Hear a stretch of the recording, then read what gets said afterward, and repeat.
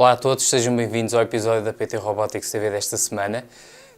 Este episódio vem com uma semana de atraso. Eu, infelizmente, na semana passada fui sujeito a uma pequena cirurgia à boca e ainda me custa a falar, ainda tenho os pontos.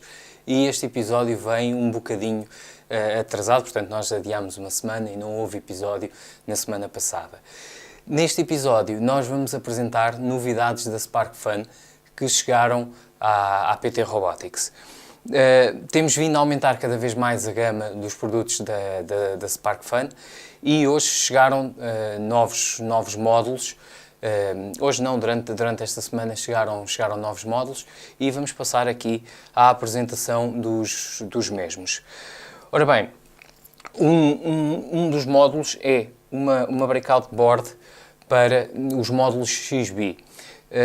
Até aqui nós tínhamos breakouts para USB e breakouts para serem ligadas diretamente aos microcontroladores.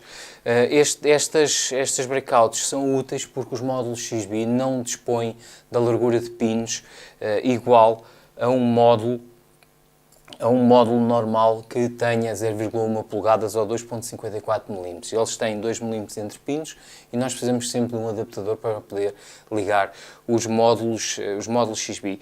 Esta breakout é um bocadinho, serve para uma norma mais antiga, que é a norma RS-232, mas como existem muitos equipamentos industriais e até mesmo módulos que precisam de utilizar uma ligação séria sob esta forma, houve necessidade e foi construída do lado da SparkFun esta breakout que permite não só alimentar o módulo, disponibiliza-nos os pins de acesso diretamente ao módulo XB e, através de um conversor, do MAX232, o acesso diretamente à porta RS232. Temos um interruptor para ligar e para desligar e o botão de reset. Então temos aqui uma breakout para os módulos XB. Eu posso ainda aproveitar estes pinos se quiser colocar um header e ligar ou tanto a outra placa como aproveitar esta placa como base para ligar, por exemplo, com headers a um outro circuito ou uma breadboard. Aumentámos também a gama. Nós, no outro episódio, num dos episódios anteriores em que eu mostrei as plataformas breadboard friendly, eu mostrei-vos o Pro Mini e o Pro Micro também da SparkFun. O Pro Micro é baseado no ATmega 32U4, o Pro Mini é baseado no ATmega 328. Um permite uma ligação direta USB, o caso do Pro Micro, e este precisa sempre do adaptador USB série para poder ser programado. São plataformas mais pequenas, portanto são para ser utilizadas com breadboard e vêm completar a gama que nós tínhamos da SparkFun. A nível do Pro Micro, este é a versão de 3.3 volts, nós tínhamos a versão de 5 volts na loja, e este é ao contrário, é a versão de 5 volts e que vem pronto, melhorar a gama, e este trabalha já a 16 MHz, a outra versão trabalhava a 8. Este também trabalha a 8. As versões a 16 MHz trabalham a 5 volts, ao contrário, as versões de 5 volts trabalham a 16 MHz, as versões de 3.3 trabalham a 8 MHz. Portanto, ficamos com o Pro Micro a 8 MHz de 3.3 volts e o Pro Mini a 16 MHz de 5 volts. Portanto, dois módulos breadboard friendly da SparkFun. Eu tenho-me custado dizer as palavras, mas vamos a isto. Outra plataforma, outro módulo também muito interessante, parece em tudo o módulo da FTDI, só que é uma versão de um conversor série que disponibiliza, através de um multiplexer, a ligação a 2 portos. O que é que eu posso fazer com esta placa? Eu posso, se precisar, imaginem que eu tenho, por exemplo, um Pro Mini que comunicava com um módulo através de uma ligação série.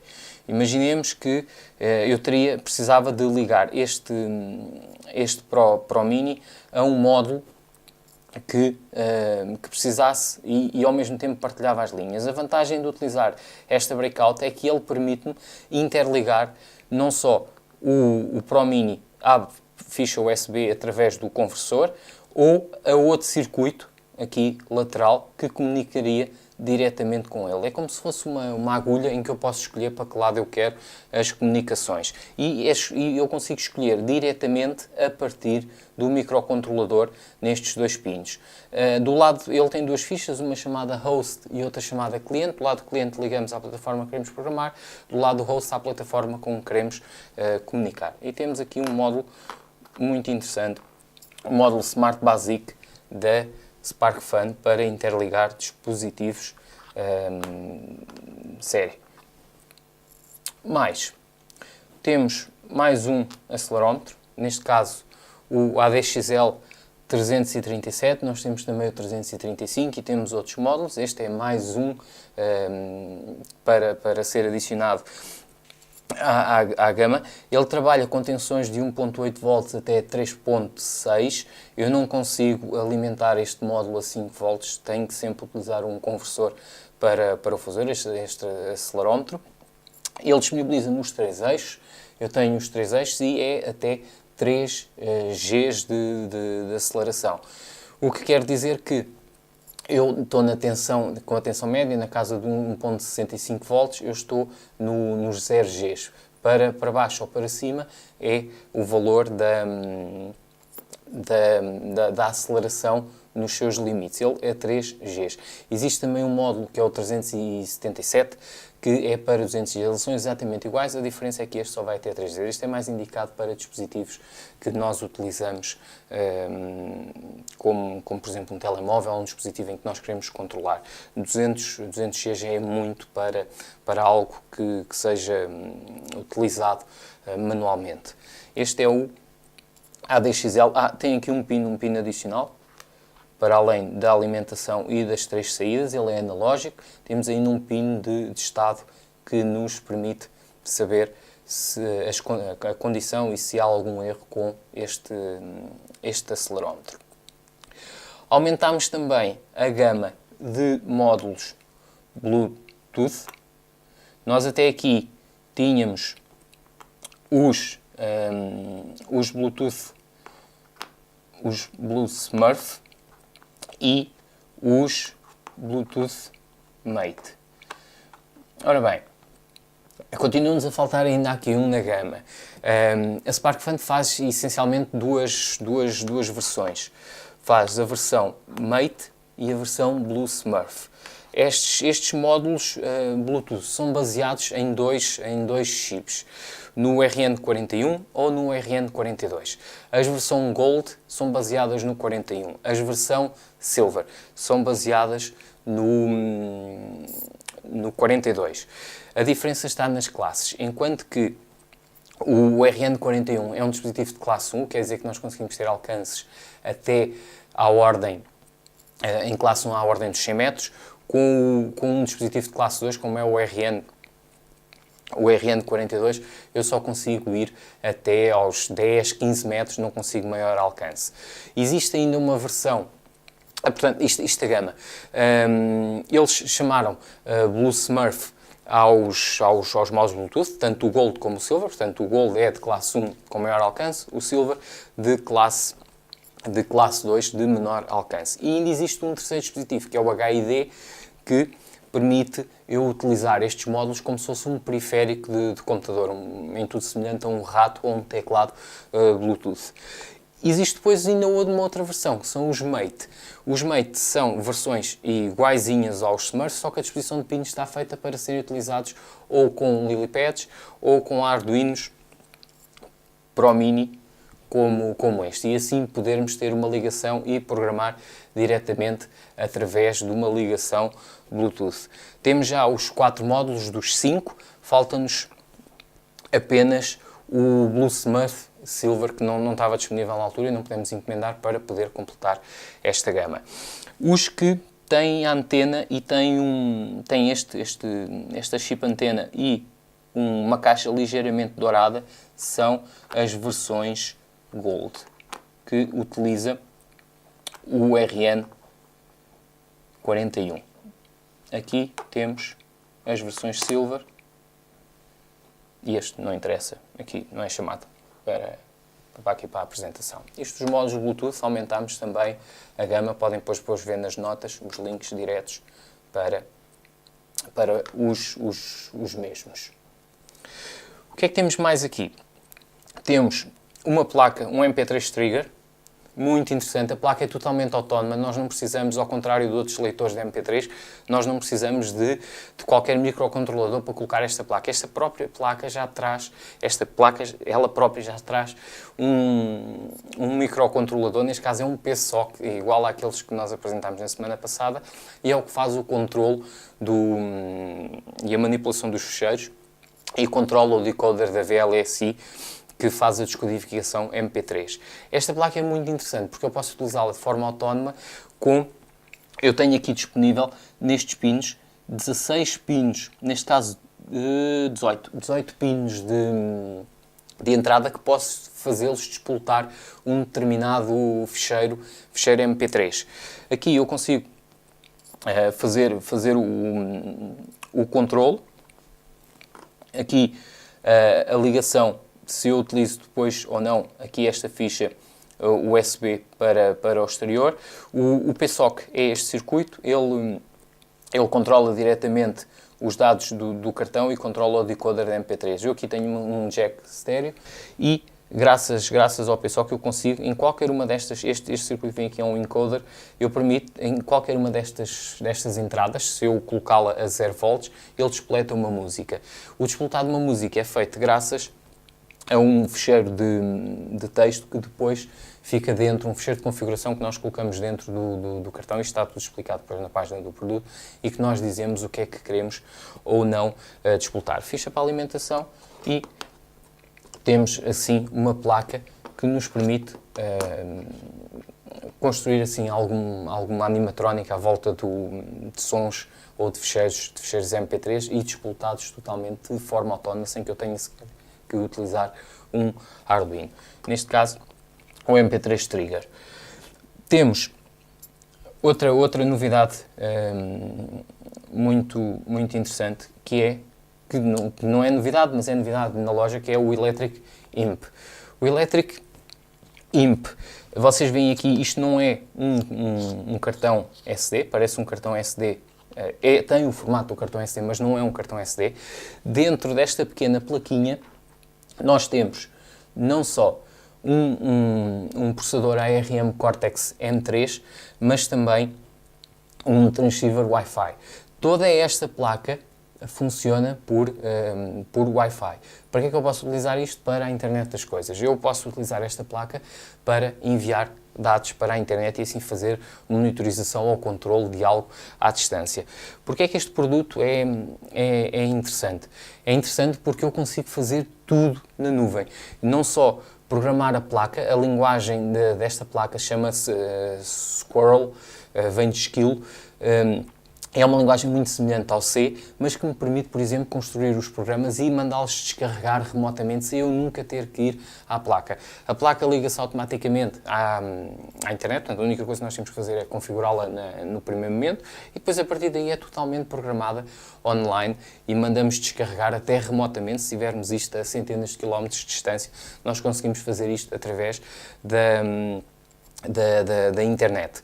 O site do Electric Imp é electricimp.com. Depois está tudo explicado aqui no site como é que nós podemos utilizar e qual é que é o paradigma à volta desta placa. Também o site da linguagem de programação, o Squirrel, e que permite programar a placa. Só para terem uma ideia, dentro deste pequeno cartãozinho SD temos um Cortex M3, como já disse, que tem o ART, tem I2C, tem SPI, tem portas analógicas, conversores digitais para analógico, temos também PWMs e toda a programação é feita na nuvem. Para acompanhá-lo temos o Shield e temos uma breakout board com uma ficha USB. A ficha é esta que não serve para comunicar. Esta ficha só serve para alimentar o módulo. Temos os pinos de entrada, não só neste caso do Shield para o Arduino, mas também do Electric Imp, e aqui apenas os pinos do Electric Imp. Ele também é possível ser alimentado por uma bateria diretamente aqui na breakout board. Tanto o Shield como a breakout board ainda trazem outro módulo adicional, que é um pequeno circuito integrado que guarda lá dentro o código. É um circuito que está codificado. É como se fosse um circuito de autenticação. É um circuito de autenticação que permite ao Electric Imp ser identificado diretamente depois na nuvem, no sistema, na plataforma deles, e assim sabermos exatamente qual é que é o nosso, graças a esse chip, que é um destes pequeninos chips que vem aqui, que é o circuito de autenticação para o Electric Imp. Temos o módulo, o Shield e a breakout board para esta plataforma de desenvolvimento muito interessante. Ela veio porque tivemos muitos clientes a pedirem e já era a altura dela chegar. O que é que temos mais? Aquele display que viram sob a forma de Shield há uns tempos atrás, em que eu até fiz a demonstração com a ventoinha, meti o dedo sem querer na ventoinha, temos agora aqui apenas o módulo, num formato até mais pequeno, os dígitos são mais pequenos, mas é à mesma um display de 7 segmentos com a possibilidade de ser controlado por série, SPI ou I2C, graças ao ATmega 328 que está aqui. Portanto, é todo ele um circuito que permite ser programado e controlado diretamente através de uma ligação série, I2C, SPI ou TTL normal com as linhas TX e RX. Para terminarmos, temos aqui dois circuitos para serem utilizados com uma bateria de LiPo. Nós temos o Fuel Gauge, que permite saber o estado da bateria, se ela chega a uma voltagem perigosa e que tem que ser desligada. Portanto, é todo ele um circuito de monitorização de bateria. Isto é muito pequenino. Este é baseado no Max 17043 da Maxim. Funciona depois por I2C. Eu consigo vir aqui buscar os pinos diretamente, para além da alimentação, os pinos para saber o estado da bateria por I2C, para além de um dos pinos que me permite ter aqui uma interrupção e assim alertar o processador para algum problema que haja com a bateria. Outro circuito também muito interessante é o Coulomb Counter. O Coulomb Counter funciona ao fim e ao cabo como um contador. Eu consigo contar a energia que até agora já gastei e que a minha bateria já gastou desde a sua utilização. Ele possibilita a entrada da alimentação da bateria e depois tem aqui vários pinos de estado. Este já não é I2C. Aquilo que ele faz é, ele de X em X tempo, ele manda um impulso a avisar a quantidade de energia que já passou por ele. Ao fim e ao cabo, é como se fosse um contador de energia. E eu consigo assim saber exatamente quanta energia já o meu circuito gastou, se ainda falta muito, e fazer assim alguma estimativa. O valor é fixo. Eu não consigo definir qual é que é o valor do impulso. O valor do impulso está definido diretamente por hardware. Ele pode funcionar até 1 ampere de corrente, não pode funcionar com mais do que isso, e permite ser alimentado ou utilizar contensões entre os 2.7 volts e os 8.5 volts. Eu não consigo utilizar com mais tensões ou com maiores correntes. Para outro tipo de circuitos ou com medidas de energia, já tenho que utilizar outro tipo de equipamento. O que é interessante neste circuito é que ele está feito, por isso mesmo, ao fim e ao cabo, é como um conta-quilómetros de energia. Eu consigo contar toda a energia que já passou pelo meu circuito ou que o meu circuito que está a montante está a consumir. Portanto, ficam aqui duas soluções interessantes para a utilização com aquelas pequeninas baterias de LiPo de 3.7 volts. Para terminarmos, temos, e é com isto que eu vou fazer a demonstração, um detector de som, um novo detector de som da SparkFun. O circuito é super simples. Ele é baseado num LM324, que é um amplificador operacional com quatro amplificadores operacionais, e a vantagem deste, perante o outro que também já existia, enquanto o outro apenas amplificava o sinal e nós depois tínhamos com o conversor analógico digital medir a energia, nós com este conseguimos ter já aqui algum tratamento. Ou seja, ele não só amplifica o som, mas depois também o trata. Eu tenho vários estágios nesta placa e o último, que é o mais útil e no final acaba por ser o mais útil, é uma porta de Schmitt também construída com um amplificador, com um dos canais do LM324, com um dos amplificadores operacionais do LM324, e assim já termos um sinal limpo. Enquanto o ruído, e assim eliminar até o ruído ambiente. Eu posso ter algum ruído ambiente e só querer que ele dispare a partir de um determinado valor e não baixe ou que não fique intermitente. Uma porta de Schmitt permite isso e ele faz já isto. Eu tenho não só a alimentação, eu consigo trabalhar a 5 volts e a tensão, ele consegue funcionar até tensões mais baixas, mas não muito mais, até à casa dos 3 volts, com 5 volts é a melhor tensão de funcionamento. Eu tenho depois 3 saídas, tenho diretamente o áudio à saída do amplificador, depois tenho o envelope que já tem algum tratamento de som, depois a gate que é a saída da porta de Schmitt e os pinos de alimentação. Aqui vêm 2 pinos que permite que, em paralelo com uma das resistências que definem a amplificação de dos amplificadores operacionais, dos ampops, eu conseguir modificar o ganho. Por defeito, ele até bastante sensível, portanto, ele só de estar a falar assim, ele estaria já a detectar se estivesse ligado, mas imaginem que eu quero baixar um pouco o ganho. Então, basta colocar aqui nestes 2 pinos uma resistência ou um potenciómetro em paralelo e assim calibrar o valor, mas calibrar para baixo. Se eu quiser aumentar, já tenho de soldar a resistência adjacente e colocar um potenciómetro de maior valor do que a resistência que está diretamente definida em hardware. Para fazermos a demonstração, eu vou utilizar este sensor, este módulo, e vou-vos mostrar uma simples aplicação que liga e desliga 2 lâmpadas, detectando apenas o som. Portanto, vamos fazer aqui a demonstração com este módulo, com o Sound Detector da SparkFun.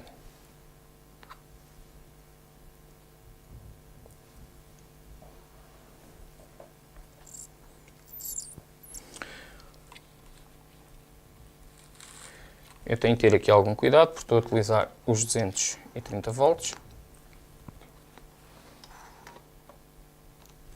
Portanto, aquilo que eu fiz foi, utilizei um Arduino, a forma mais fácil, utilizei um Arduino e liguei o detector de som diretamente a um pin do Arduino, coloquei o potenciómetro apenas para poder calibrar melhor a detecção do som, e aquilo que este programa faz é, se eu bater palmas uma vez, ele liga uma das lâmpadas. Se eu voltar a bater palmas uma vez, ele desliga essa lâmpada. Se eu bater 2 palmas, ele liga outra lâmpada. Portanto, isto foi feito diretamente aqui em software. O programa é muito simples. Eu depois disponibilizo isto, e para terem uma ideia, eu vou só alimentar o Arduino. O Arduino depois controla